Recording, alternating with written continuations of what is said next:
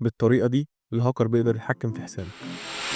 تخيل انك في كافيه والجرسون سألك عن الاسم اللي هيتكتب على كوباية القهوة بتاعته، فقلت له اكتب كريم. كان في واحد شقي شوية قرر يضحك على الجرسون، فقال له اكتب افتح التلاجة وارمي اللي فيها. الجرسون هنا مش فاهم انه مقلب، كتبها زي ما هي. لما الاوردر بتاعه خلص فنده على الاسم اللي مكتوب على الكوباية، حد من جوه المطبخ سمع وفعلا عمل ده. نفس القصة بتحصل في المواقع، لما بتكتب تعليق او بتسجل في الموقع فالموقع ماشي معاك زي الجرسون ده، بياخد الكلام اللي انت كاتبه يعرضه للناس التانيين من غير ما يفحصوا او يتاكد من انه امن. الهاكر بقى ممكن يكتب بدل الكلام العادي كود خبيث، ولما الموقع يعرضه الكود ده يبدا يشتغل عند اي حد يشوفه. ممكن يسرق بياناتك، يضحك عليك برسائل مزيفه، او حتى يتحكم في حسابك. تعال اديك مثال، عايزك تتخيل معايا انت دخلت موقع عشان تبعت رساله لصاحبك، بدل ما تكتب ازيك يا محمد كتبت كود يقول للموقع لما حد يشوف الرساله دي بعت لي الباسورد بتاعه، والموقع خد منك الكلام وحطه زي ما هو لانه مش متامن كويس. فجاه الباسورد بتاع محمد راح للهاكر. طب ايه الحل؟ المواقع المفروض تفلتر اي حاجه المستخدم يكتبها وتتاكد انها مش كود خبيث، واحنا كمستخدمين لازم ناخد بالنا ونستخدم مواقع موثوق فيها. وفي النهايه لو عندك اي اسئله ما تنساش تكتب لي في الكومنتات، واشترك في القناه عشان دايما تكون عارف ايه الجديد.